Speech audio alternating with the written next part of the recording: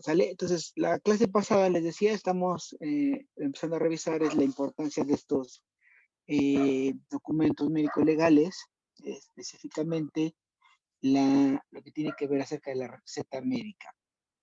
Y bueno, ya platicamos un poquito de la normativa que rige esta receta, la importancia como documento de relación entre médico-paciente, en este caso estomatólogo-paciente, que implica una relación no solo profesional, sino tiene sus implicaciones de índole legal y administrativa, ¿no? Entonces, recalcábamos mucho, ¿no? El tener mucho cuidado a la hora de elaborar estos documentos, y les hacía mucho hincapié cuando ya tengan la fortuna ustedes de tener su consulta, de tener su clínica, que pues no seamos recetas fáciles, brindar recetas a diestra y siniestra, o tener cuidado donde se resguardan estos documentos, puesto que un mal uso de alguna de estas situaciones nos puede tener implicaciones administrativas legales bastante complicaditas,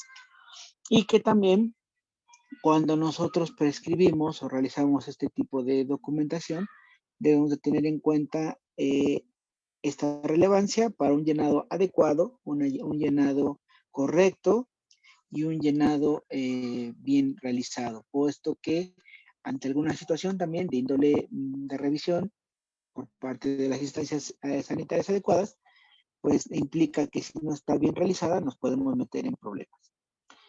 Hablábamos y platicábamos que cierto personal está facultado para poder prescribir medicamentos, entre ellos los estomatólogos como tal. Platicábamos también que aunque somos personal del área de la salud, tenemos ciertas limitaciones en cuanto a qué medicamentos podemos prescribir, ¿no? Decíamos que esto va de la mano con la especialidad en la que estamos trabajando, y si bien podemos prescribir un amplio número de posología, pero de medicamentos hay ciertos en los cuales no nos podemos inmiscuir. Y sobre todo, donde tenemos que tener cuidado es en la prescripción de medicamentos controlados, como lo son los antibióticos, en el caso de antibióticos, y los psicotrópicos o medicamentos ansiolíticos. Les decíamos, recordemos que este tipo de medicamentos, una vez que nosotros llegamos, o bueno, prescribimos y se le damos al paciente, en la farmacia, el farmacéutico, para poderlos prescribir, requiere forzosamente llevar un registro de la cédula profesional del tratante, y se lleva un control de todos estos medicamentos. Entonces, si nosotros abusamos en la prescripción de ciertos fármacos, en algún momento nos pueden mandar a llamar a ver por qué estás recetando este medicamento que no es tan propio de tu área, o que lo estás prescribiendo de una manera muy frecuente, y entonces esto puede también tener repercusiones, ¿no? Después hablamos un poquito acerca de la importancia de la comunicación médico-paciente para llevar a cabo un adecuado apego en un adecuado apego para el tratamiento, ¿no? Decíamos que uno de los principales errores en que el paciente no pueda o no administra adecuadamente un tratamiento farmacológico es, primero, que nosotros como médicos, como estomatólogos, no les expliquemos bien para qué es cada medicamento y cómo se lo va a tomar. Y esto va de la mano incluso con una mala redacción de la receta en cuanto a si está no legible, si se confunden algunos términos, algún medicamento por otro, o incluso la posología, ¿no? En las abreviaturas, no colocar bien cada cuánto se va a tomar, cada qué tiempo, por cuántos días, con abreviaturas. Se escucha una de las reglas básicas. Se escucha como Megatron. Es un Transformer, ¿verdad? Sí, ahora no se escucha bien. Ahí se escucha mejor, ahí se escucha mejor. ¿vale? Es cambio de canal. Entonces decíamos que, continuando, una de las principales situaciones es la escritura, ¿no? Los garabatos. Decíamos que les hacía el comentario que anteriormente decían, entre más fea la letra del doctor es que es más inteligente, más preparado.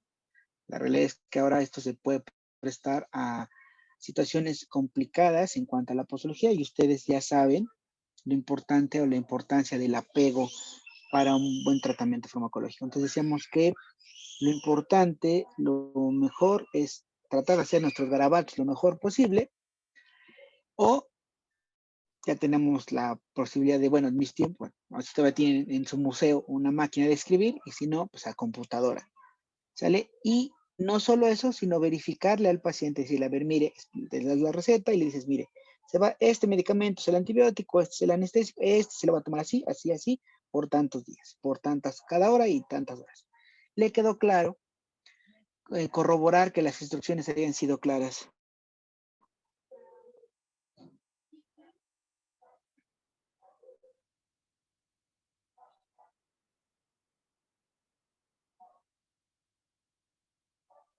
Entonces, aquí tener claro que nos queda, que le queda, o sea, tener conciencia de que le queda claro al paciente cómo se va a tomar el medicamento, ¿sale? Luego, decíamos también, ya déjenme empezar a compartir mi pantallita, que dentro de esta prescripción,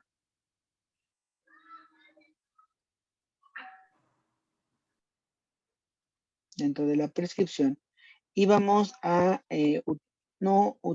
íbamos a prescribir un medicamento, sea de patente, que nosotros recomendemos, pero lo indicado es que nosotros también tengamos que colocar la sal que corresponde al medicamento. O sea, el paciente tiene la opción de poder adquirir el medicamento de patente que nosotros recomendamos, pero también tener la opción de poder adquirir el genérico intercambiable. Y esto ustedes lo platicamos en la evaluación anterior.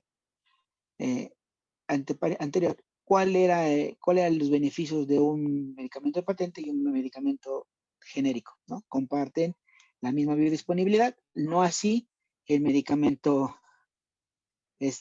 similar, ¿sale? Disculpen, es que creo hay batalla campal aquí afuera. Ahora, vamos a hablar entonces acerca de cómo elaborar la receta y vamos a analizar todos los elementos. Al ser un documento legal, debe tener ciertos elementos estables, establecidos, que deben de estar de manera completa y cotidiana en la receta. Son elementos que deben de estar impresos, y esto es muy importante. Hay elementos de la receta que deben de estar impresos, o sea, por imprenta o a través de una impresión de una computadora, y hay elementos que pueden estar escritos a mano o también escritos de manera impresa. Entonces, pero hay elementos que no podemos aceptar copias. O sea, aquí el asunto es la diferencia en que ustedes impriman una receta y le saquen copias. Eso no es válido. O sea, cada receta debe ser original. Original en el sentido de impresa en una sola intención. No sacar copias, porque la copia no es recibida como elemento propio. Sí, Cristian, te escucho. Gracias, Doc.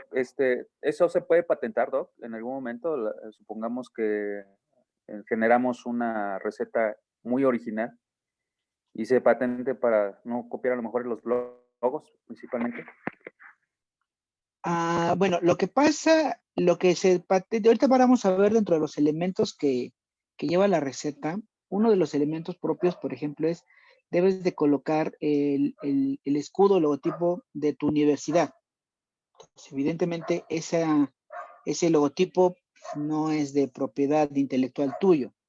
Lo que sí se puede patentar como propiedad intelectual es otro elemento de la receta, que es un logotipo que identifique tu consulta, tu consultorio, tu clínica o a ti mismo como dentista, ¿no? Eso sí, pero lo demás no, o sea, el formato como tal, no, porque va a incluir elementos que pueden ser de necesidad o de uso compartido, como lo es el logotipo de la institución a la que estudiaste, ¿sale? Gracias, sí. Ahora, les decía, es importante que analicemos cada uno de estos elementos para que demos cumplimiento cabal a la normativa de salud vigente y que ahora, lamentable o afortunadamente, estamos muy sobre el ojo del huracán. Las revisiones de COFEPRIS están muy al orden del día y en un inicio evidentemente te hacen primero recomendaciones y si no las acatas, si no las cumples, después ya se vienen las sanciones de tipo administrativo o monetarias, ¿vale? Entonces, ¿cómo vamos a elaborar? Primero, dice, la confección de una receta sigue un esquema definido que facilita la interpretación. Es evidente. O sea, para que la ley implica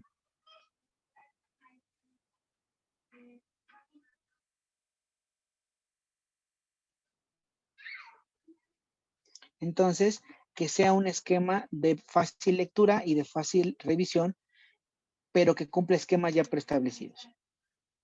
Dice, este esquema, dice esencialmente el mismo, prácticamente, si la receta abarca un solo fármaco o una mezcla de dos o más fármacos, ¿sale? O sea, prácticamente, aquí les decía, nuestra receta la podemos utilizar para prescribir varios fármacos, preferentemente siempre va a ser en el anverso, o sea, todos los medicamentos que coloquemos en la parte posterior de la receta no deben de ser surtidos, puesto que no llevan los elementos propios de la receta. Entonces, si tú vas a prescribir una farmacia ahí a tu paciente y no alcanza a entrar en una sola receta, tienes que prescribir mínimo 2 o más hasta que, o sea, lo que alcance.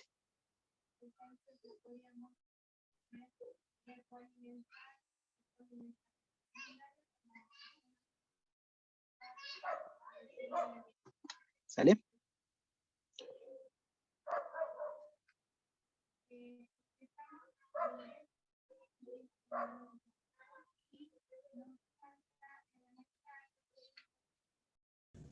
Sí, lo puede cambiar, Doc. No, profe, espere tantito. Tantito, por favor. ¿Me puede ir? Ya le regresé. Ya no me regresé.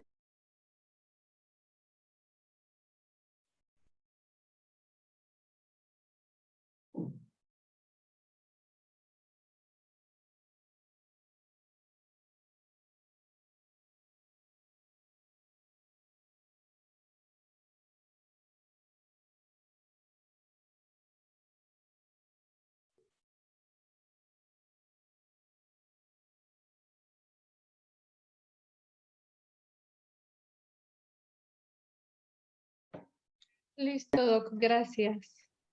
¿Sale?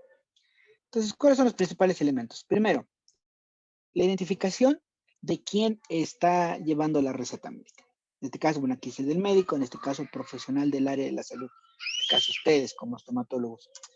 ¿Qué debe de llevar? Aquí dice claramente, debe incluir la individualización del médico con su nombre. Ojo, puedes trabajar en una clínica, puedes trabajar hacer tu clínica y todo, pero no se emiten recetas por la clínica.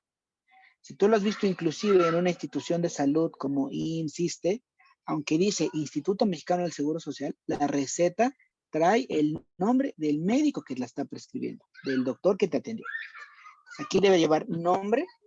Cuando hablamos de número de matrícula, es el número de la cédula profesional, la dirección, y en la parte más inferior se debe de ir firmada con tinta o dice ahí lápiz indeleble.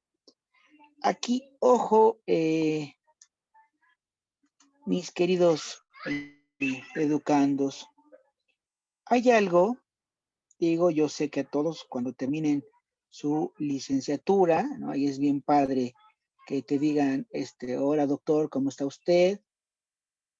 ¿No? Y te sienta uno como, como dicen, como pollo de doble pechuga, ¿no? Así de...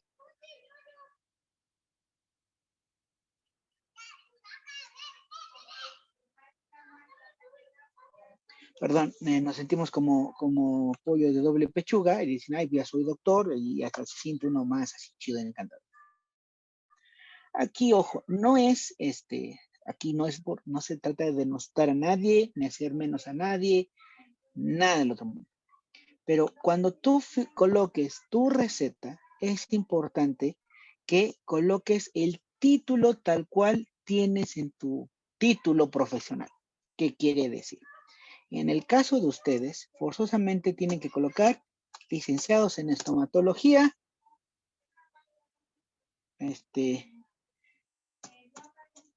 Itzel Baez, ¿no? Así tal cual. Licenciada en estomatología Itzel Baez. Y entonces sí puedes colocar en tu receta estomatóloga general. ¿Sale? Tal cual. Y les digo por qué. Porque la ley es clara y firme. El documento que nos faculta legalmente el Estado para poder ejercer nuestras profesiones, claramente dice qué título es el que nos obtenemos mediante la preparación profesional. Si Itzel dice, no, yo quiero ser doctora, entonces pone doctora Itzel Baez. Se oye chido, lindo, encantador, nadie se lo quita. Qué bueno que sus pacientes le digan así.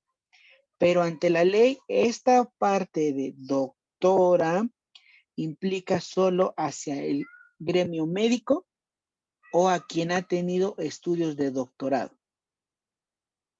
Entonces, si tú te ostentas como doctora y abajo dice que eres estomatóloga, hay una discrepancia en este sentido. Y que si se vuelven muy puristas los compañeros de COFEPRIS, esto aplicaría algo así como usurpación de funciones, ¿vale? Entonces, debemos colocar los títulos de acuerdo en la receta, de acuerdo al título académico que tenemos. Y les repito, no es por denostar a nadie, ni por hacer sentir mal a nadie, ni porque alguien sea nada. Simplemente lo que es la ley. Ahora bien, ¿qué pasa, por ejemplo, si Itzel hace una especialidad? Entonces, pues claramente en su título ahora puede ser cirujano bucal Itzel Baez. Y aquí, pues claramente ya lo puede cambiar tranquilamente a cirugía bucal, tranquilamente. Y así sucesivamente. Los títulos normalmente lo vas colocando el de mayor rango y jerarquía. Ahora, también en tu receta es importante, si tú colocas que eres licenciado en estomatología, evidentemente el licenciado en estomatología, ustedes los están, como estomatólogos generales, los preparan para poder trabajar en todos los ámbitos de la estomatología. ¿Qué quiere decir? Ustedes van a aprender a hacer prostodoncia, van a aprender a hacer esa prostodoncia, cirugía, endodoncias, pediatría, es decir, ven todos los campos formativos de su materia, de su disciplina. Pero si tú en tu receta le pones pediatría, endodoncia,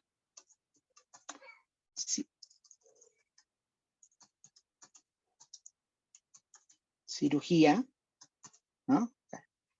Nosotros sabemos que tú lo sabes hacer, porque te prepararon para esto.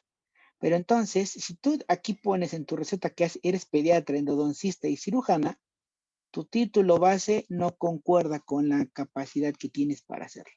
¿Sí me explico? Tu título tendría que decir que eres pediatra, endodoncista y cirujano. Para evitar ese tipo de problemas hay que colocar entonces el título que realmente nos avala como tal. En este caso,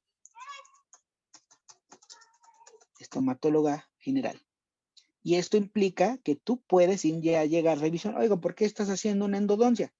¿Eres especialista? No, pero soy estomatóloga general y yo tengo los conocimientos y es una endodoncia pues, tranquilamente sin complicaciones que yo la puedo realizar. Pues, para eso me formaron. ¿Sí me explico? O sea, esta parte de parecieran unas miniedades, pero por estas miniedades nos podemos meter en problemas legales, ¿sale? Y que al momento, por ejemplo, tú, pues, ahora en la actualidad, lamentablemente, también estamos viviendo una situación en la cual muchos pacientes tratan de buscar el error del médico, del estomatólogo, para poder demandar y obtener un beneficio económico. Entonces, están buscando un error de nosotros para poder tener un beneficio, sobre todo de manera monetaria. Entonces, nosotros tenemos que actuar con la suficiente cautela y responsabilidad y no dar pie a que estas situaciones puedan progresar. Entonces, colocas tu nombre, así con el título que estás obteniendo, licenciada Itzel Báez, estomatóloga general, y entonces tu cédula profesional, que es un número que te brinda la Dirección General de Profesiones, cédula profesional, y entonces ahí es un número normalmente ahorita ya como de 7 dígitos, entonces 130, 45, 76, ¿sale? Si llegas a tener ya algún otro estudio de posgrado, bueno, puedes colocar todas las cédulas profesionales y en el orden que sabemos, ¿vale? A ver, Cococha, te escucho. Oiga, doctor, ¿sí me escucha? Sí, Cococha. Una pregunta, ¿cualquier persona podría buscar tu cédula profesional? Muy buena pregunta. Actualmente, con esto de la dichosa transparencia y acceso a la información, hay un portal que así se llama, Cédula Profesional, consulta de cédulas profesionales. Cualquiera de ustedes, en este sentido, pueden ingresar a este sistema, colocan el nombre de la persona que van a, nombre y apellido de las personas que quieren consultar, y ahí aparecen las cédulas profesionales asociadas a esta persona. Esto se hizo principalmente por las cuestiones de la usurpación. Ven que se da mucho que no, pues soy cirujano plástico y resulta que buscan su cédula y es que ni la licenciatura de medicina terminó, ¿no?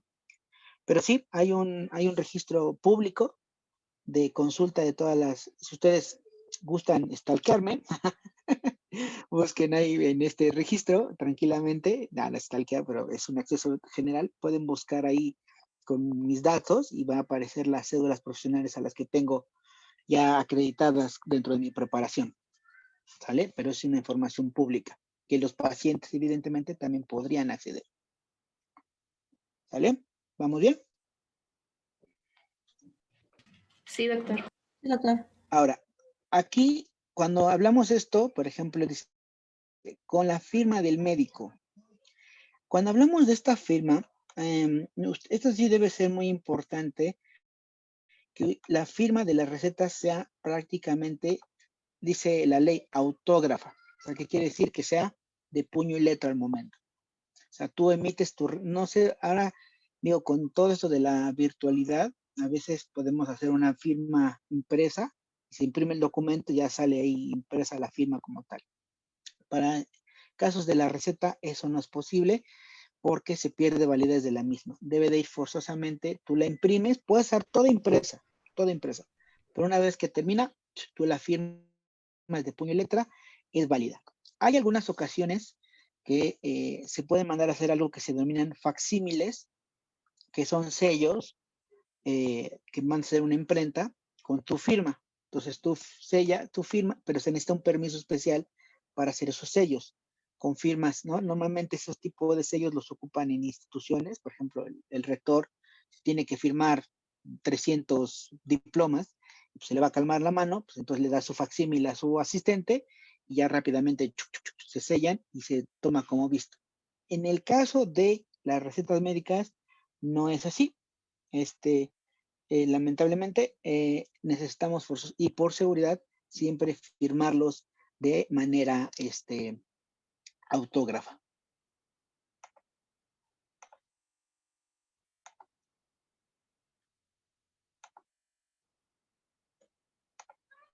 Obviamente debe de llevar nombre y dirección del paciente. Pero la dirección no es un elemento un tanto indispensable. Lo que sí debe de llevar forzosamente es el nombre completo de tu paciente, sea por apellidos o por nombre, pero sí nombre completo. O sea, no nada más poder Rodrigo Cuecoecha, ¿no? Itzel Báez, no. Debes de colocar el nombre completo de tu paciente como identificación. ¿Sale? La dirección, les decía, no es tanto un asunto, pero sí.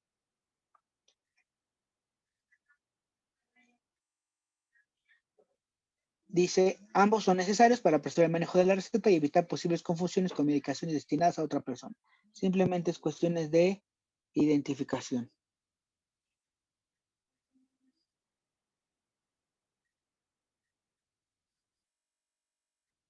¿Sale? ¿Quién levantó la mano? Yo, Doc. A ver, adelante. Doc, bueno, no sé si más adelante vamos a ver eso. No sé si también del paciente tenemos que poner ahí peso.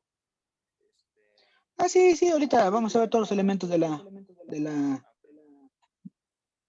receta médica.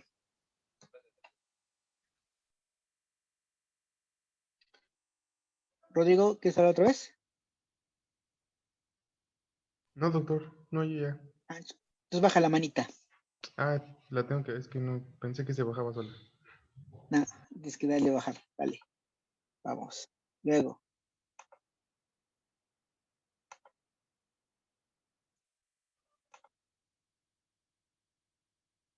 Ah, perdón. A ver. Profe, ¿le puede regresar tantito, por favor? Ujú.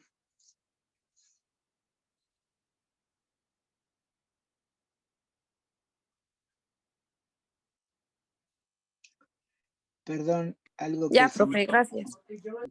Disculpe, en esta misma parte de la identificación del médico, debe de llevar forzosamente el escudo de la institución que avala sus estudios. Aquí quiere decir que una de dos. En su receta va a llevar el escudo que diga Universidad de Oriente, como tal, y déjenme regresarme acá para que podamos trabajar acá. Entonces debe de llevar el escudo, el logotipo de la universidad, o la otra manera es que diga, por ejemplo, volvemos al mismo ejemplo, licenciada en estomatología, Itzel Báez, ¿sale? Y dice, estomatóloga general, y abajo que diga,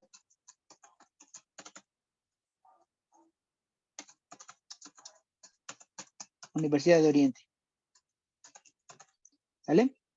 Puede ser en esta misma, y después ya su cédula profesional, puede ser en esta misma, así en este orden, o solamente llevar su nombre, licenciada en estomatología, estomatóloga general, cédula profesional, y en una esquina superior el escudo de la institución, en este caso de la Universidad de Oriente, ¿sale? Asimismo, como decía hace rato Cristian, a nosotros le podemos dar un tinte particular a nuestra receta, generando un logotipo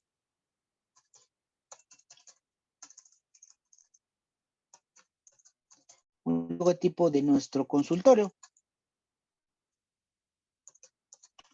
¿sale? O sea, esto lo pueden hacer con algún diseñador gráfico que gusten y manden, que ahora está muy de moda esta parte del branding, que le llaman, ¿no? El branding, y darle identidad a su marca. Entonces, lo pueden colocar y el branding de su marca, sí puede ser un registro del registro de la propiedad intelectual, el otro no, pero el que es forzosamente, el logotipo del consultorio puede o no llevarlo, o sea, si gustan o no, es muy independiente.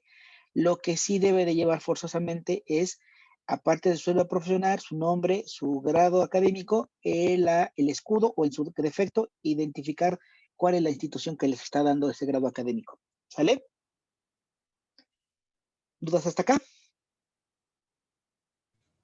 No, doc. No, doctor, todo bien. Perverso, perverso. Luego,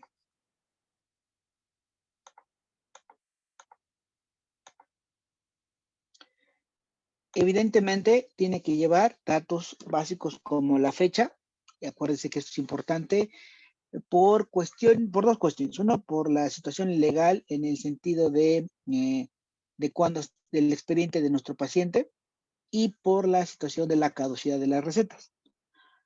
Acuérdense, ¿cuánto tiene de caducidad una receta para antibiótico? ¿Cuántos días? 3. 3. 3 días, exactamente, 3 días. Y si es para medicamento general, 30 días naturales.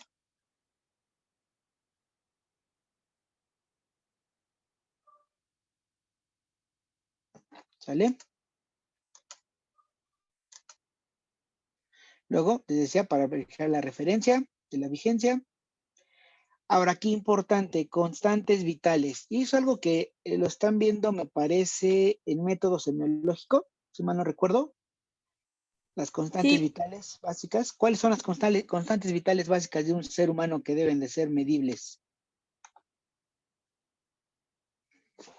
Temperatura, La presión. Temperatura, Presión arterial. arterial, ujú, frecuencia respiratoria, frecuencia respiratoria, Frecuencia ¿cuál cardíaca. más? Pulso. Frecuencia cardíaca o pulso, que es más o menos lo mismo.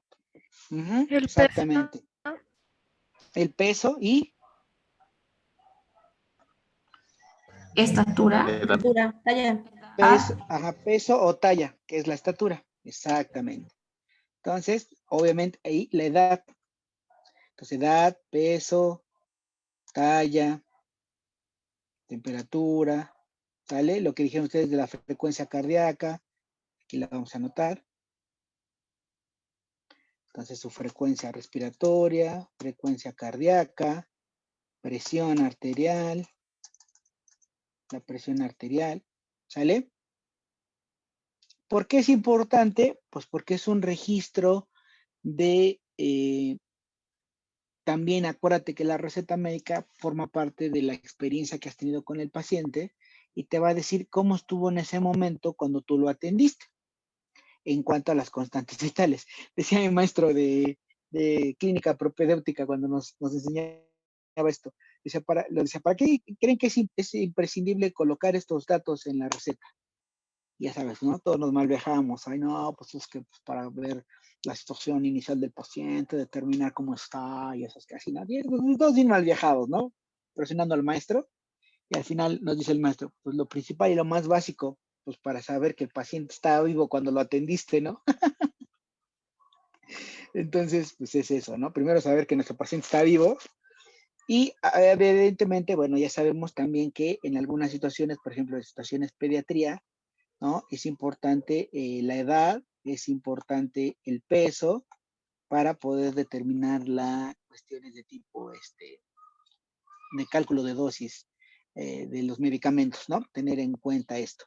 Y ahora, pues con el famoso COVID, ¿no? Esta parte de la temperatura es importante monitorearla y la frecuencia cardíaca. La presión arterial, evidentemente, les decía, es un parámetro que en pacientes adultos, sobre todo si el paciente es hipertenso, es algo que constatado o mayor de 40 años, es algo que debemos de monitorear prácticamente cada sesión, cada sesión, cada sesión, cada sesión. Y si el paciente es hipertenso, se acuerda que le platicábamos que era una situación que debemos de monitorear al inicio, durante el tratamiento y al final del tratamiento para poder ver cómo está cómo está la situación de su presión arterial y no se nos vaya a hipotensar o se nos vaya a subir la presión y ya lo dimos de alta del sillón dental y le anda dando algo al pobre paciente, ¿no?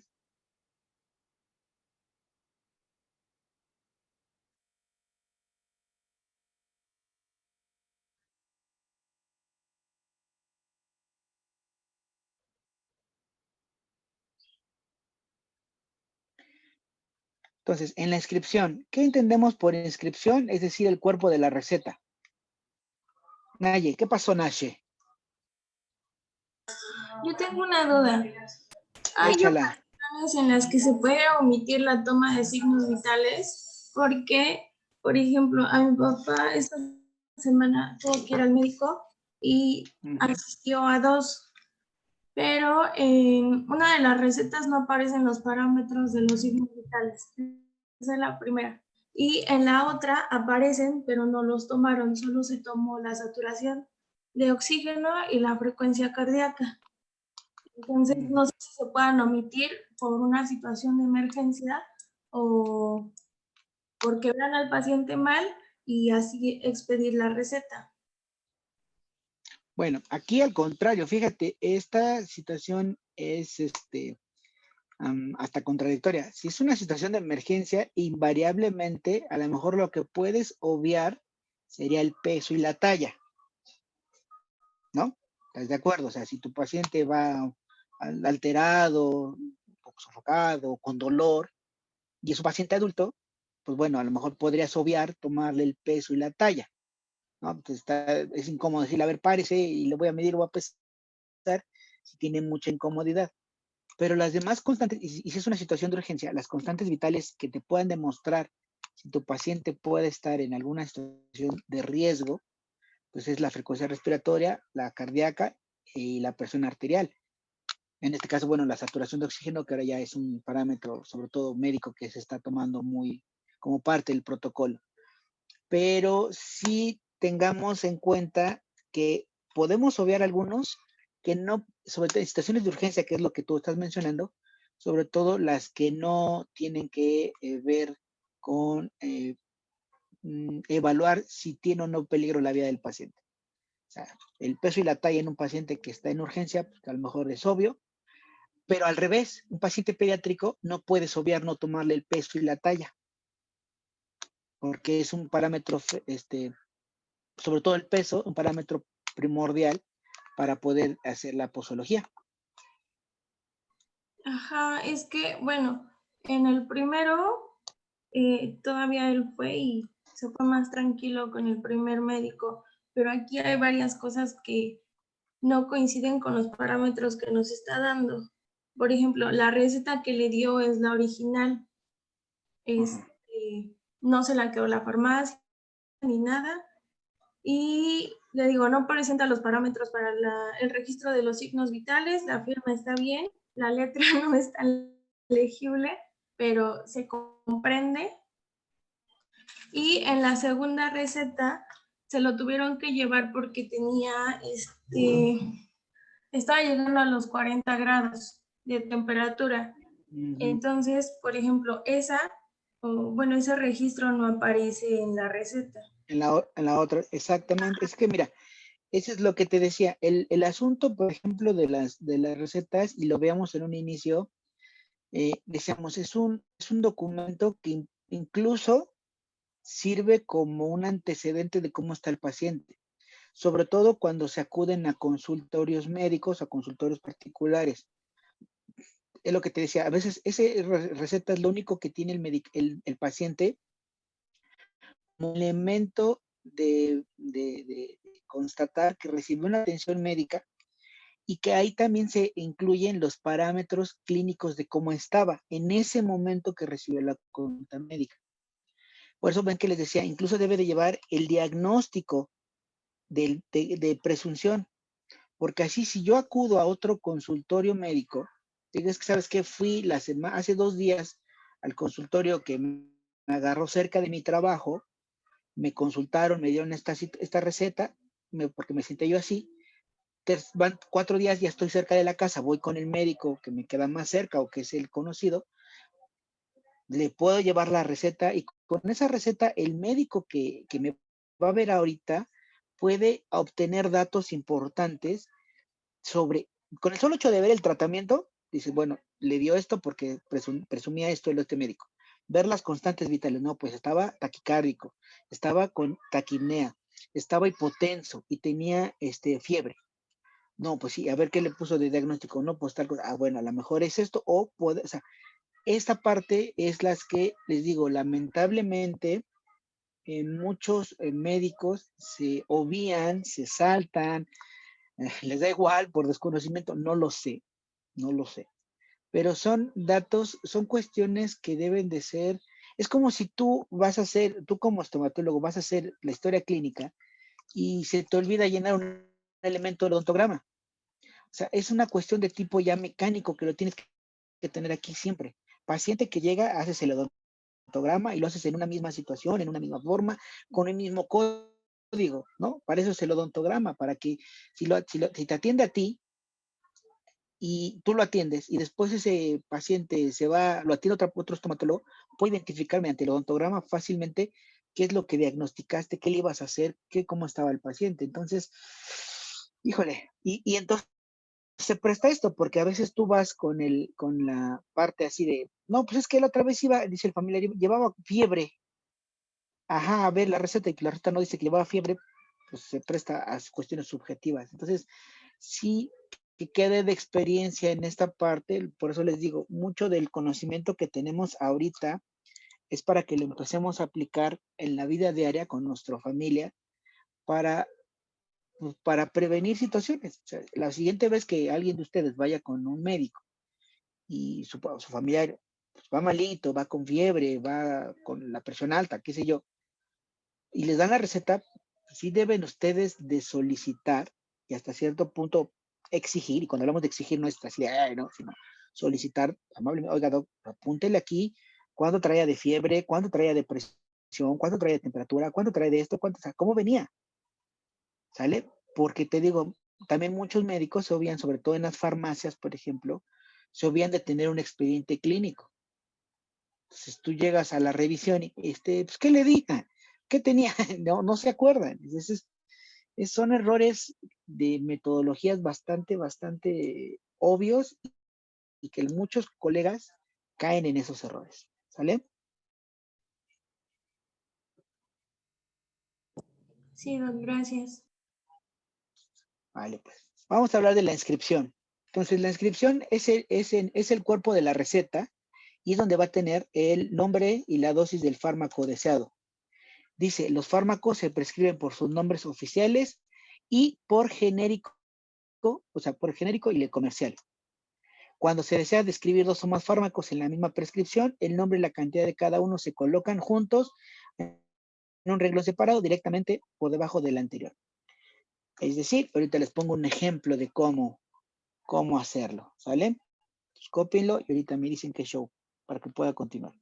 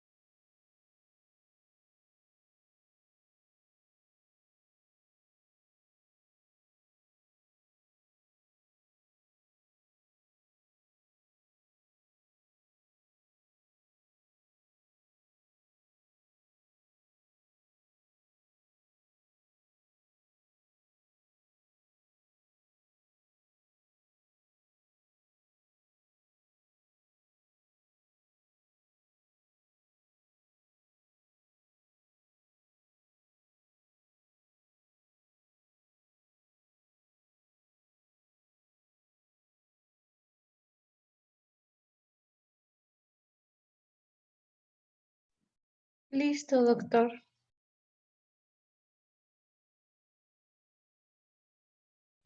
Vale, entonces bien, vamos a hacer, les decía, la prescripción.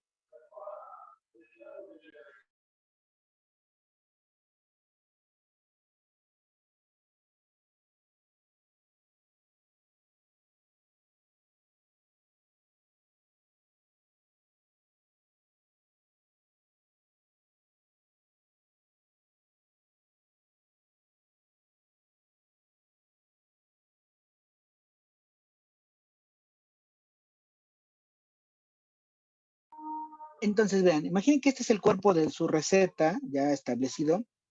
Yo les recomiendo dos cosas. Uno, que cuando las manden a imprimir, ya en el cuerpo de la receta tengan, por ejemplo, algún señalamiento donde empezar a escribir, o sea, como renglones, es decir, así, viñetas. Yo les recomiendo que pongan viñetas, por ejemplo, así, ¿no? Una, otra, así. A modo que aquí se señalice dónde va a empezar a prescribirse cada uno de los fármacos, ¿vale? Entonces, yo les puedo recomendar, ahora, si su receta no lo tiene, pues pueden hacerlo ustedes de manera manual, ¿no? A modo que pueda señalizarse, les repito, dónde va a ir cada fármaco. O sea, si se ponen los fármacos, si es que es más de uno, obviamente. Entonces, recuerda, vamos a comenzar la inscripción del medicamento. Aquí hay dos formas. Si tú quieres prescribir un medicamento comercial, entonces lo tienes que colocar. Aumentín. Colocas entre paréntesis la sal o el genérico intercambiable.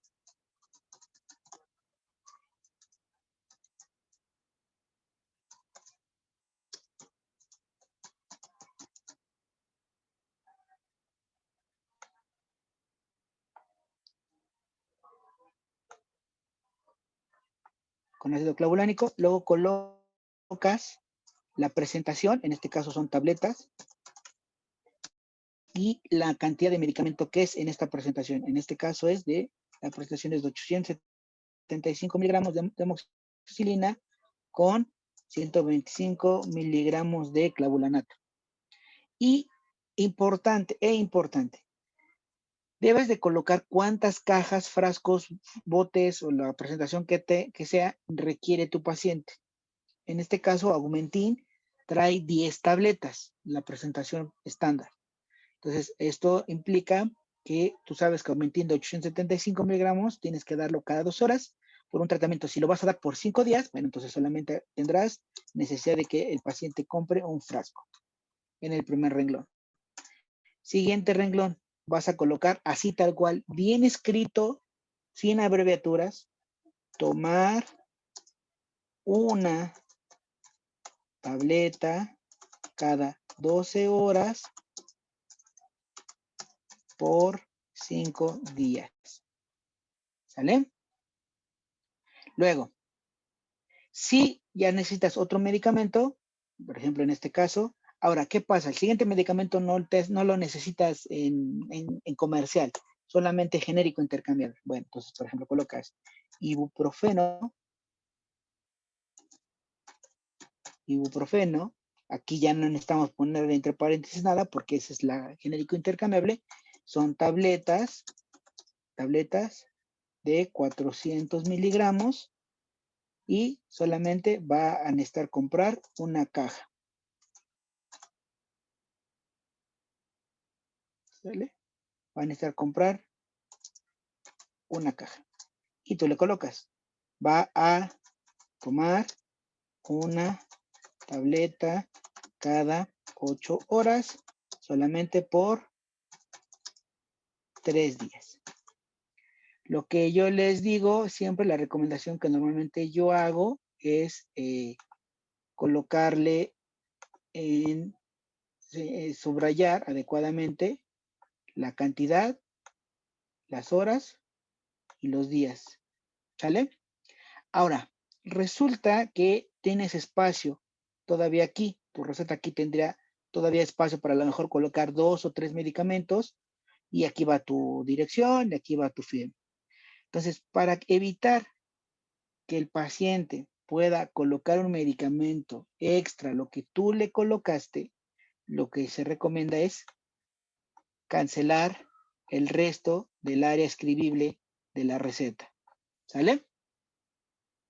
Para que así evitemos que el paciente pueda inscribir o pueda colocar alguna situación en particular. ¿Vale? Ahora, en el caso de estomatología, siempre se dan recomendaciones generales. Por ejemplo, le haces una exodoncia al paciente. Entonces, las recomendaciones generales. No come irritantes, dieta baja en sales, por ejemplo, no no asolearse, no escupir y beber abundantes líquidos, que se llaman recomendaciones generales. Esas recomendaciones generales se pueden escribir siempre al reverso de la receta. En la parte de atrás le escribes con tu puño de letra recomendaciones generales y todo, reposo por 3 días, no ver partidos de la América, no llamarle a tu ex aunque tengas muchas ganas, ¿no? Cualquiera de esas cosas que atenten contra la salud del paciente, pues ahí lo coloca, ¿no? Entonces, eso en la parte de atrás. ¿Va que va? ¿Dudas al respecto con la inscripción? ¿Qué pasó, Jocelyn? Doc, y por ejemplo, bueno, no es nuestro caso, pero por ejemplo, en los médicos generales he visto mucho que, por ejemplo, te dan el medicamento, ya sea tabletas o lo que sea, y también te ponen abajo la dosis inyectable, pues, y te dicen, no, pues ya es elección del paciente, como usted decida. ¿Es correcto? ¿Cómo? A ver, no. O No, sea, es que se perdió un el poquito el audio. no. Es que el médico pone tanto el medicamento tomable como el inyectable. Y te dice, no, pues es decisión del paciente. ¿Eso es correcto?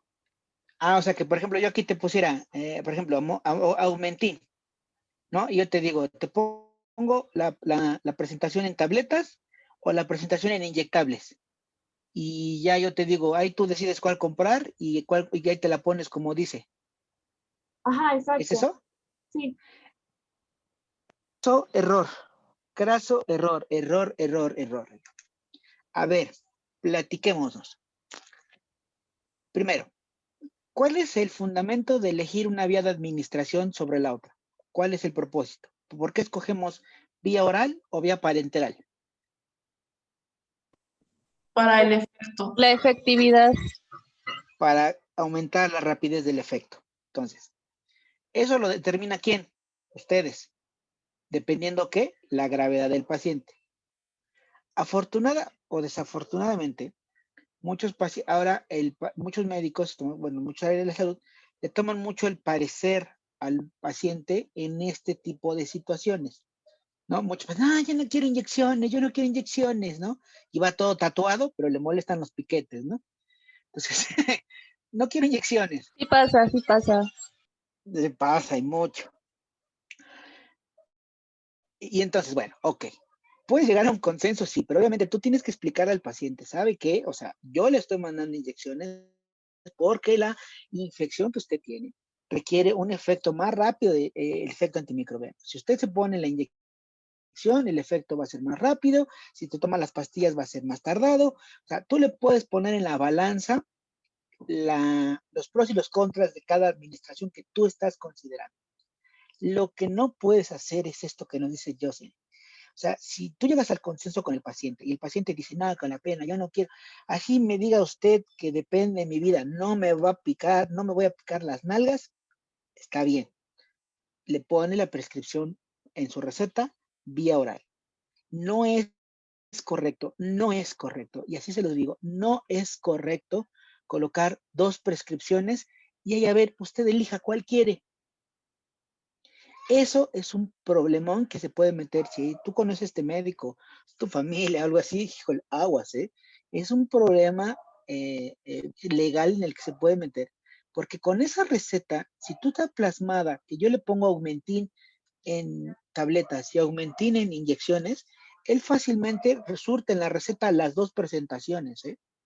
1 y 2, puede hacer mal uso de ese medicamento, se puede confundir y puede tomarse las pastillas o inyectárselas.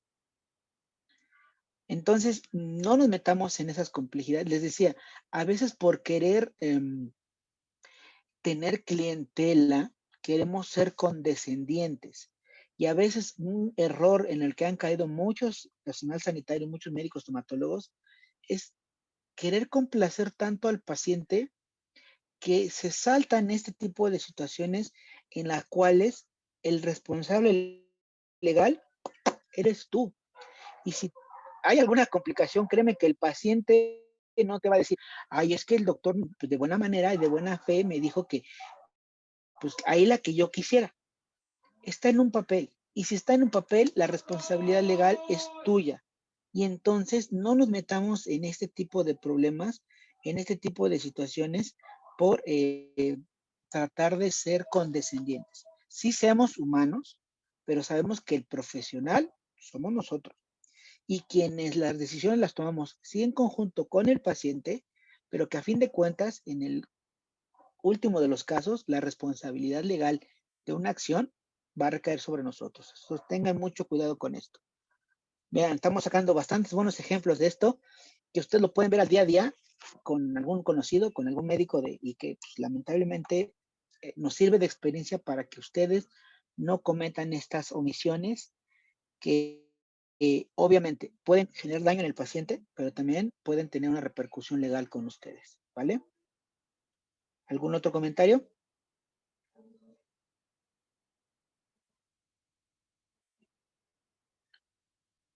¿Algún otro comentario? No, doctor. ¿No? No, Vale. Vamos. Seguimos. Bueno, aquí lo que les decía, esto ya lo puse ahí arriba. Ahí está.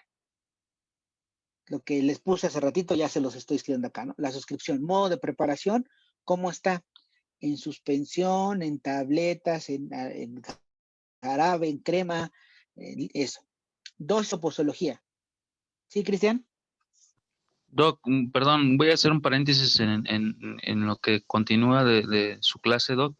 Yo, mire, vi en algunas redes sociales, en fotografías, incluso hasta en videos, de que, bueno, usted no sé qué opine sobre en este caso, la posología de los antibióticos, el aumentar la dosis los primeros días y acortar el plazo del, del tiempo del medicamento. ¿Usted qué opina? Bueno, ya ve que usted nos había dicho que hay ciertas, bueno, hay dosis y hay que dosificarlo, ¿no? Como vaya la redundancia, se dice. Pero he visto que hay ya médicos, incluso principalmente odontólogos, que piden que primero se haga una aplicación de dosis alta de antibióticos y el tiempo sea más corto de la aplicación. No sé si usted ya ha escuchado algo de eso o usted qué opine, Doc. Mira, aquí hay que tener mucho cuidado con este tipo de declaraciones y te digo por qué. Y te lo digo tal cual las palabras me lo decía un maestro. Aquí en medicina, en salud, no aplica la frase en mi experiencia. Muchos maestros dicen, es que en mi experiencia que hemos visto en el consultorio, utilizando estas dosis, nos dan... No. Eso de mi experiencia no es así. Todo lo que implica un nuevo conocimiento, o sea, nadie está peleado que lo que yo sé ahorita, y yo se los dije, no crean en mi palabra. Lo que debe de valer es lo que está escrito, lo que se crea como ciencia. Entonces, yo no estoy peleado en el sentido de que evidentemente puede haber cosas que yo desconozco y que hay alguien que diga, ¿sabes qué? Yo investigué o investigamos. Acá está mi estudio científico que avala, donde dice que para el tratamiento de esta enfermedad, por ejemplo, un absceso periodontal, es recomendable iniciar a dosis altas de este antibiótico y se comprobó que en un estudio clínico de varios pacientes encontramos una efectividad, un apoyo y una mejor resolución, te la creo. Si hay un estudio clínico avalado que respalde estos comentarios, adelante, o sea, está bien, la ciencia va cambiando, la aplicación científica va cambiando día a día, pero debe de estar respaldado forzosamente por un estudio clínico. Si nada más dicen, es que se recomienda el uso, se recomienda porque yo lo uso así, híjole, yo les pediría que dudaran de ese tipo de declaraciones, ¿no? Si esta publicación que tú dices que has visto en las redes sociales va avalada por un estudio clínico, habrá que leer el estudio clínico y cada uno va aprendiendo. Digo, mira, yo te lo digo como médico, hay muchos medicamentos que han sido descubiertos, fabricados, utilizados para ciertas cuestiones en particular y que sobre la marcha, mediante estudios clínicos, se sabe que pueden tener otra utilidad clínica. Y te pongo un ejemplo. La gabapentina es un medicamento que se utiliza como anticonvulsivante, que a dosis altas se ocupa para prevenir crisis convulsivas de cualquier tipo. Es un paciente que está con crisis convulsivas, toma gabapentina aproximadamente de 3 a 6 cápsulas por día, distribuidas, y con eso se mantiene su cerebro estable y no le dan convulsiones. Ahora se sabe que en dosis pequeñas de gabapentina, en estudios clínicos se demostró que pacientes que presentan dolor neuropático, es decir, dolor por lesión neurológica, ¿sale? Que una destrucción de la fibra nerviosa, la gabapentina les puede calmar el dolor tranquilamente a dosis de una tableta diaria. Entonces, pero ya hay un estudio clínico que lo respalda a lo largo del tiempo. Si esta información se le hubieras dicho hace 20 años a un neurólogo que la gabapentina servía para quitar dolor neurológico, te iba a decir que estás loco. Pero ahora con un estudio clínico bien controlado se sabe este nuevo conocimiento. Entonces, evidentemente no estamos, les repito, no estamos alejados de saber que tenemos cada día nuevos descubrimientos, nuevos protocolos, pero yo sí les pediría que cuando estén en contacto con estas situaciones, lo primero que tienen que hacer es tener la certeza del respaldo científico de estas aseveraciones, ¿vale? Ok, Doc, gracias. Digo que a veces he escuchado que en las dosis altas en este caso de antibióticos, funciona. Pero como dice usted, es cuestión de hacer la investigación completa para ver si efectivamente esto se está ya utilizando. Exactamente. O sea, si realmente hay un sustento científico. ¿Sale? Bueno, Sí, continuamos entonces. Dice acá lo que ya les había platicado, ¿no? Utilizar una unidad de medida. Utilizar abreviaturas claras, miligramos, centímetros cúbicos, mililitros, ¿vale? Que son unidades arábicas, ¿sale? Acuérdate que es unidad de medición. No vamos a colocar una cucharadita, media cucharadita, una pizquita, ahí lo que tomen tus manitas, un traguito, un sorbito, no. Medidas del sistema arábico claras y concisas. Colocar el tiempo exacto, los minutos u horas que debe tomarse, como les dije, ¿no? Cada X horas, cada cuántas horas y por cada. Y evitar expresiones, tómese a necesidad o según los síntomas. Por ejemplo, en el caso de los AINES, un error frecuente es que alguien lo coloca de PNR, por razón necesaria. No. Un tratamiento de analgésico, por ejemplo, acuérdate, normalmente es máximo de 3 a 5 días, dependiendo de la situación. Casos muy especiales, muy esporádicos, puede haber cierta cronicidad de aplicación con AINES. Pero normalmente siempre nosotros debemos de tener claro los periodos de tratamiento en días. No podemos decirle, fue cuando le duele, porque a lo mejor ya le dolió después de 15 días y se lo toma y es otro tipo de dolor, otra situación, ¿sale? Aquí, claramente, la vía de administración de acuerdo al paciente, a la patología y a la presentación del medicamento, lo que platicábamos, lo que necesita el paciente, dependiendo las necesidades de lo que necesitamos para la efectividad del tratamiento, ahora, pero también dependiendo de la presentación, ¿no? Hace rato, con el ejemplo del Augmentin, ya sabemos que no hay presentación en inyección del Augmentin, entonces no podemos, aquí hay que tener mucho cuidado, no, de conocer las presentaciones farmacéuticas de cada medicamento, no podemos prescribir un fármaco que es inyectado cuando la presentación no lo hay, ¿sale?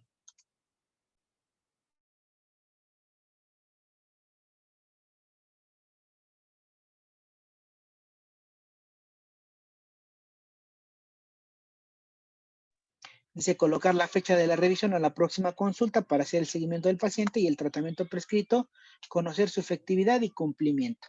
Aquí, ojo, fíjate.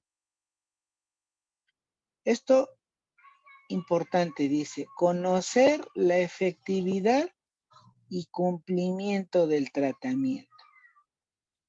¿Cómo podrían ustedes saber que primero que nada, dice el paciente, le hiciste hoy una cirugía de terceros molares. Lo citas en 3 días, en la receta dice. y le tienes que decir al paciente que lleve su receta, obviamente, pues para darle seguimiento. ¿Cómo nosotros podemos conocer que el tratamiento que tú le estás brindando al paciente ha sido efectivo y que el paciente lo ha cumplido?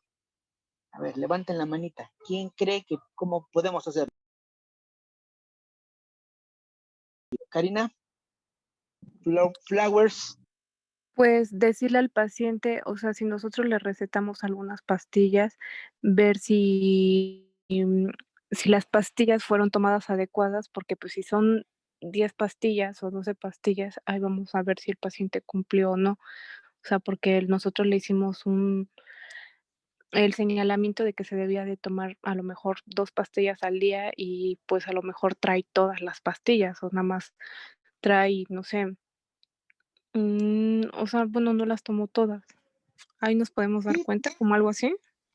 exacto. Mira, lo primero, obviamente, tú puedes ver la efectividad revisando clínicamente al paciente, ¿no? O sea, tú lo vas a ver cómo estaba el día lunes, lo citas hoy, entonces ya tienes tú en tu idea clínica cómo venía, lo ves el día jueves y dices, no, si ya hay mejoría, no hay mejoría, tú ya clínicamente lo puedes hacer.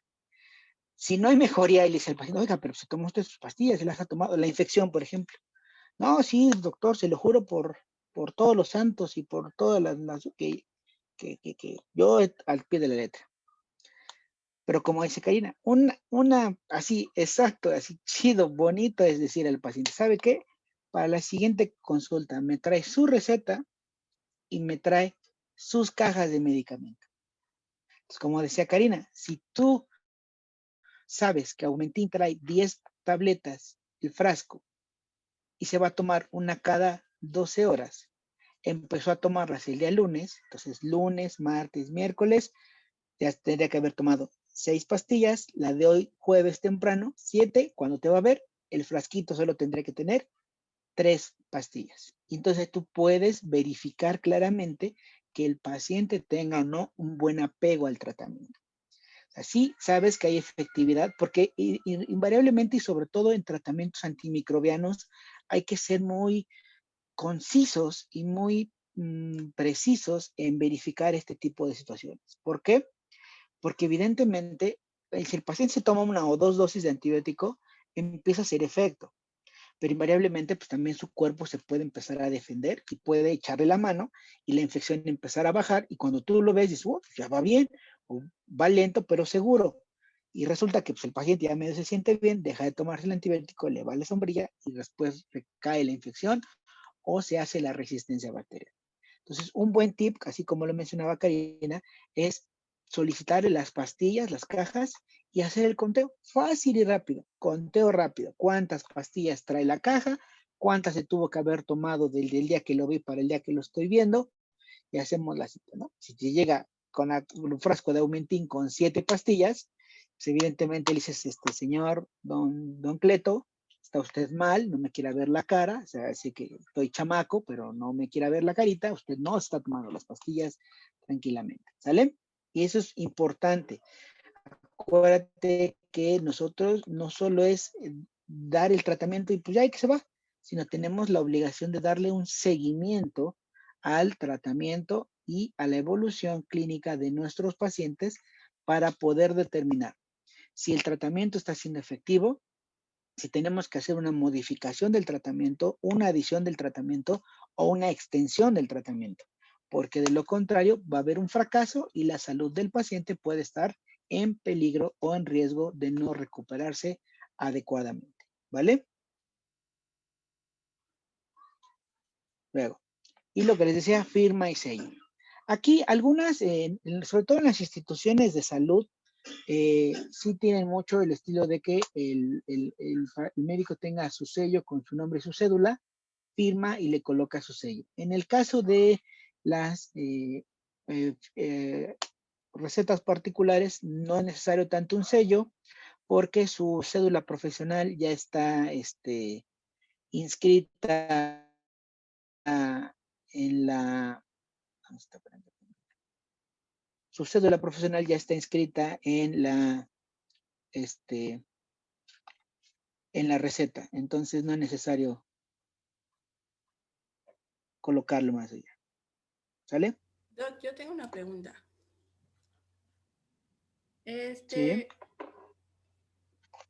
Bueno, es que yo he notado que mis abuelitos, como están asegurados por parte de mi papá, tienen dos contraindicaciones que es para su medicamento. Y me he dado cuenta que me parece que son unas pastillas para su presión.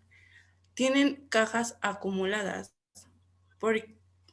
y constantemente, pues, cada mes les traen más cajas de pastillas de supresión a mis abuelitos y me he dado cuenta que luego toman como pastillas que ya están a punto de caducar.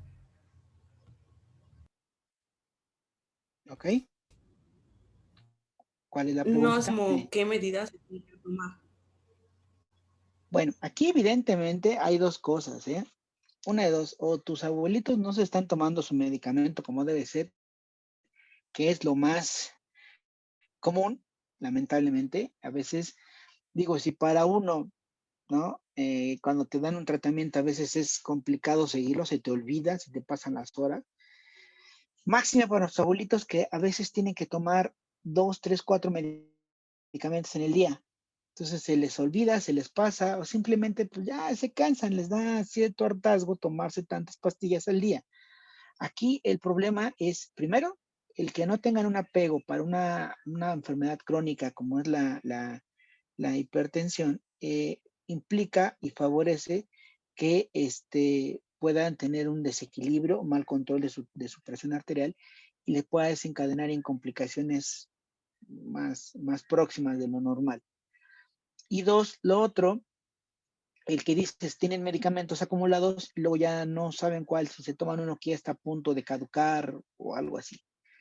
En cuanto a la seguridad de los fármacos, no sé, creo que si lo checamos y no lo retomamos. Recuerda que la presentación de un fármaco tiene que ver, es el medicamento, el fármaco que como tal, con un excipiente, que es una sal inerte, que le da cierta estabilidad al fármaco, ¿no? Entonces, normalmente los fármacos más estables están dados en presentación de tabletas o de pastillas. Los fármacos más inestables son en suspensiones o jarabes o para ampolletas inyectables.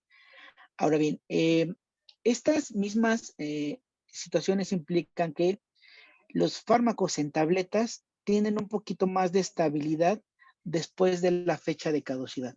Se ha demostrado que todavía hasta 6 meses después de la fecha de caducidad, un fármaco puede mantener la efectividad completa al 100% en pastillas, en tabletas. No así en jarabes, soluciones oftálmicas, ampolletas inyectables, todo lo que es en medio acuoso, prácticamente por aquí llega a su fecha de caducidad y pierden cierta efectividad.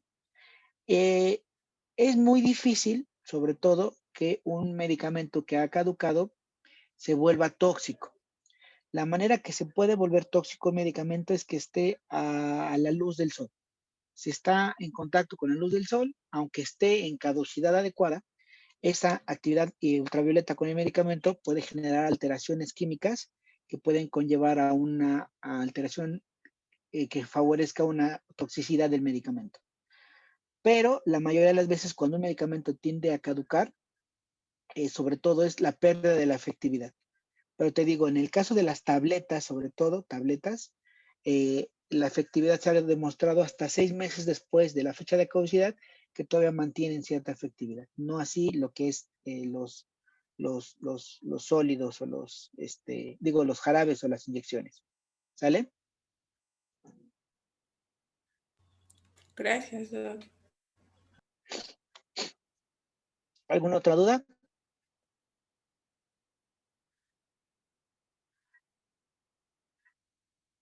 Bueno, entonces vean, aquí, por ejemplo, vemos el ejemplo de una receta, ¿no? Claramente vemos los elementos propios, el escudo de la universidad, en este caso obviamente no se va a poner porque es un ejemplo, ¿no? de la universidad en la que está auspiciando, el nombre del especialista, en este caso el médico, su inscripción, que es médico general, como tal.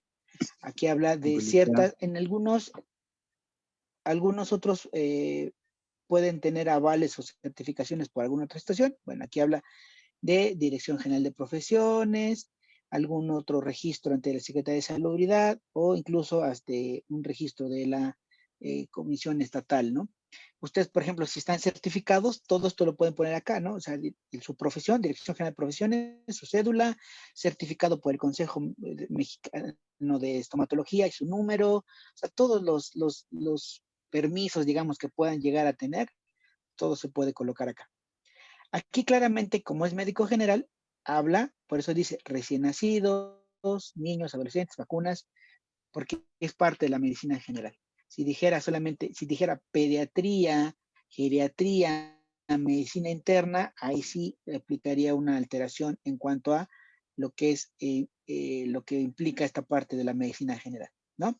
Aquí dice que trabaja en una policlínica del Valle, ¿no? Y la dirección de contacto, que es la dirección, teléfono, e incluso ahora están los contactos, redes sociales, correo electrónico. Hubo una vez que vi una receta que incluso ya venía hasta con sus redes sociales, en Facebook, Twitter, Instagram y todo lo demás, ¿no? Ya ves que ahora hasta influencers se vuelven algunos colegas, ¿sale? Entonces, aquí evidentemente debe de venir el nombre del paciente. Lo que aquí le falta a esta receta es que debe de venir inscrito o impreso, obviamente, el nombre del paciente, de lo que le falta a esta receta, nombre del paciente, le falta lo que platicamos de las constantes vitales, su frecuencia respiratoria, frecuencia cardíaca, temperatura, peso, talla, presión arterial, serían las más importantes, ¿no?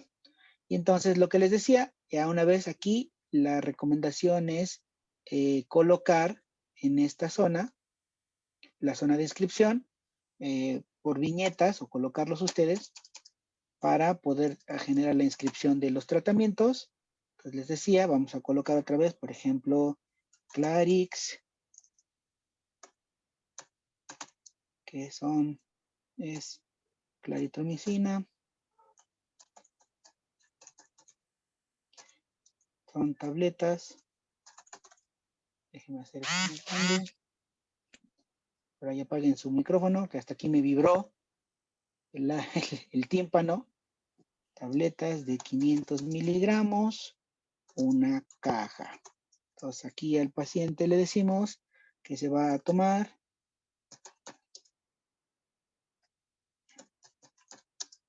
una tableta cada 12 horas por 5 días. ¿Sale? Luego el otro medicamento, bueno, ya el que ustedes gusten y manden. Entonces decíamos que aquí el punto, una vez que terminamos nuestra receta, cancelamos todo el área escribible si ya no vamos a colocar otra cosa. Y entonces aquí en esta zona va su firma autógrafa, ¿no? Todo chido y encantador, ¿vale? Si quieren colocar algún tipo de recomendaciones generales a la vuelta o a la vuelta principalmente, ¿vale? ¿Dudas hasta acá? Entonces, ¿cómo?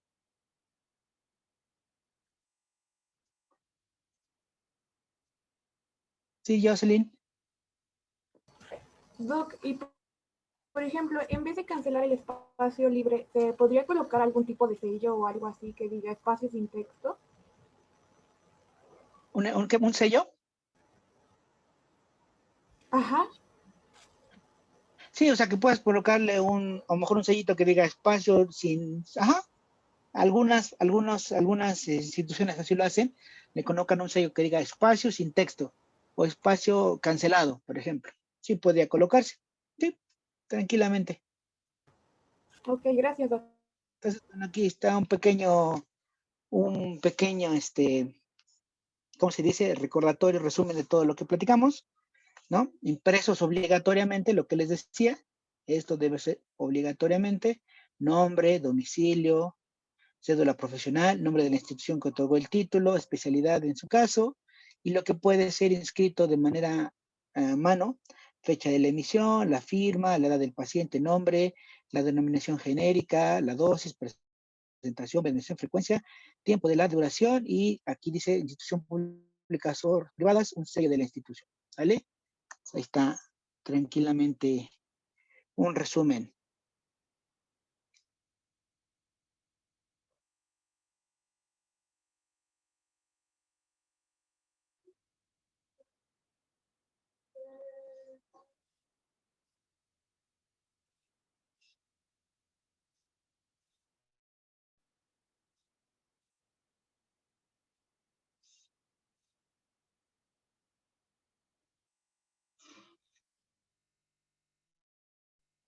Ahora bien, ¿se acuerdan que les pedí una cartulina o un papel bond y plumones? Pues bueno, el día de hoy, en esto que resta de la clase, pues quiero que elaboren un boceto de su receta, ¿sale? Entonces, ahorita en estos minutos que nos quedan de clase, van a elaborar en su cartulina o en su papel bond una receta donde lleve todos los datos que platicamos. Obviamente va a ser receta suya, o sea, con su nombre, ¿ya? Para que se empiecen a sentir chidos así, bonitos, encantadores. Una receta suya, y me deben de prescribir un antibiótico y un analgésico, un AINE, y con recomendaciones generales.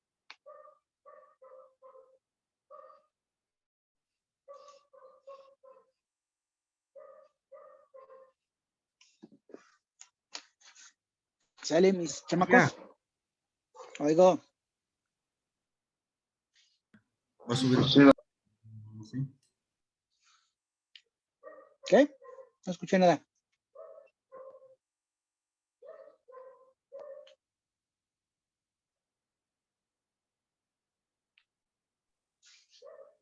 ¿Y le tomamos foto o cómo? Sí, empícenlo a hacer, y ahorita, en lo que ustedes están trabajando, voy haciendo el apartado en la plataforma. De hecho, obviamente, antes de que termine la clase, me lo enseñan en su camarita, y y inmediatamente que termine la clase, lo suben a la plataforma EVA. Entonces, lo que ustedes trabajan, yo hago el apartado en la plataforma EVA. Ok, gracias. ¿Sale?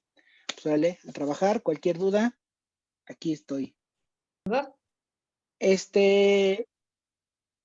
Pues, si lo quieren hacer en toda la En cartulina, una hoja sería carta. mejor. Pues les pedí que lo hicieran en una. Vaya, mira, si no tienen la cartulina y tienen una hoja, pues háganlo en el tamaño de una hoja carta, pero sí que sea grande. O sea, por Ok, lo menos en una hoja gracias. carta, media cartulina, cuarto de papel bond, el estilo que ustedes quieran, ¿no? Obviamente, ojo, aquí una breve, o sea, sí debe tener cierta seriedad la receta, pero si le quieren dar colorido, no pasa nada, ¿eh? Por ejemplo, mucho con los pediatras, se da mucho a que las recetas sean así un poquito más coloridas, más llamativas, pues la misma especialidad, ¿no? Pero bueno, ahí se los dejo a su criterio, ¿no? ¿Sale? Porque va a ser evaluado. O sea que vamos a hacer una receta de tamaño de una cartulina. En una cartulina, media cartulina, o sea, grande, por lo menos del tamaño de una hoja carta. Una receta tuya, con tu nombre, con todos los elementos que platicamos ahorita. Ah, ok. Y por lo menos debe de venir la prescripción de un antibiótico y un AINES. Ok. Entonces, en lo que trabajan ustedes, yo hago el apartado en EVA.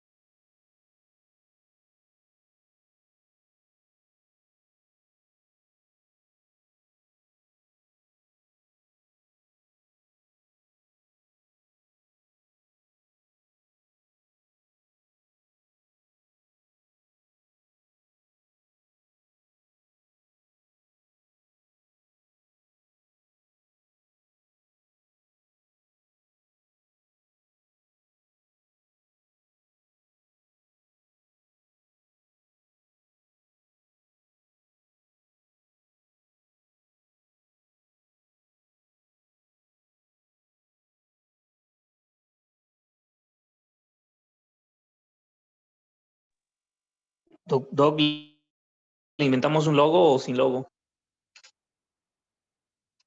Sí, si quiere poner el logotipo de su clínica, inventárselo en este momento, adelante, aquí dense vuelo, que es su receta. Ok, Doc, gracias.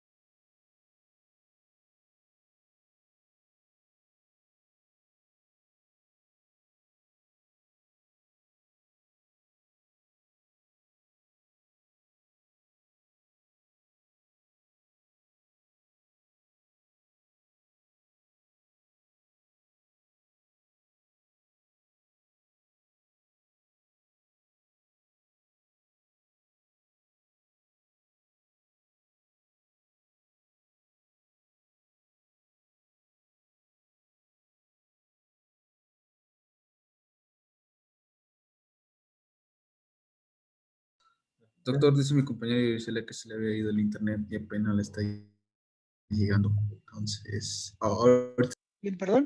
sobre ¿Quién, Gisela, perdón? que se le había ido el internet y hasta ahora se conecta. Bueno, no hasta ahora, sino que apenas está agarrando señal. Entonces, Ok. ¿sí, Doc? Sí, sin problema.